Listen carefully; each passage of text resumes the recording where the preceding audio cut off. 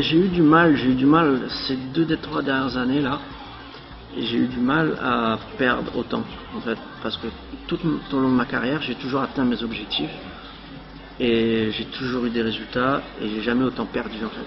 Là, c'était épreuve après épreuve, compétition après compétition, série après série. Je perdais contre des mecs plus forts que moi, des mecs moins bons que moi. C'était une avalanche de déceptions. Et au début, c'était très frustrant, mais après, ce qui m'a inquiété, c'est que je m'en foutais un peu. J'ai mis du temps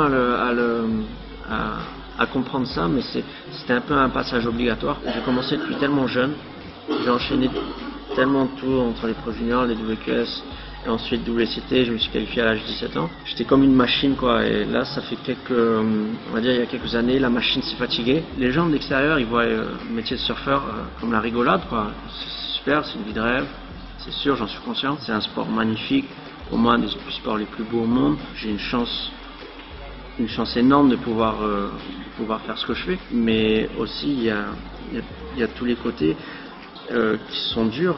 Pour arriver, j'en ai bavé, j'ai fait énormément de sacrifices pour arriver où je suis. J'ai juste retrouvé un autre état d'esprit, un nouvel état d'esprit, c'est une nouvelle page qui s'ouvre et je me sens mieux mentalement.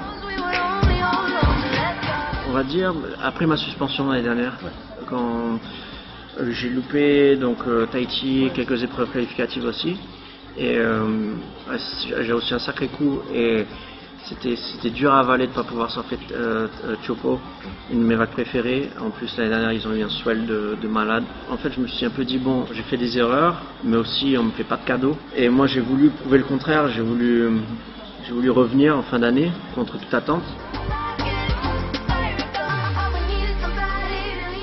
Pour reprendre le rythme de gagner des séries, de passer les séries, reprendre confiance en soi. Et cette année, c'est pour ça que j'ai commencé l'année à en faire aussi, parce que je pense que c'est important de garder ce rythme de compétition.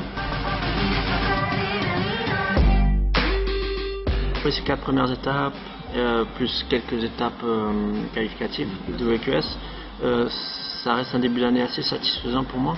J'ai montré un surf solide et j'ai montré surtout qu'on pouvait compter sur moi pour le reste de l'année. Ce que j'ai surtout voulu, c'était montrer un bon surf, c'est de pas me prendre la tête avec le résultat final, les points, tout ça.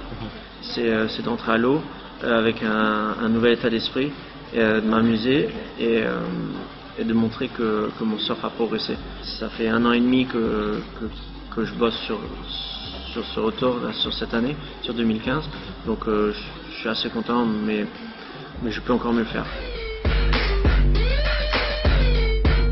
Pour l'instant, oui, j'ai fait quelques belles paires, j'ai fait quelques belles séries, mais j'ai pas eu encore un énorme résultat, où je suis pas encore là où je voudrais être. J'ai appris une chose avec toutes ces années sur le tour, c'est que faut jamais laisser la décision au juge, quoi, au final, parce que quand c'est serré, ça va rarement dans ma faveur.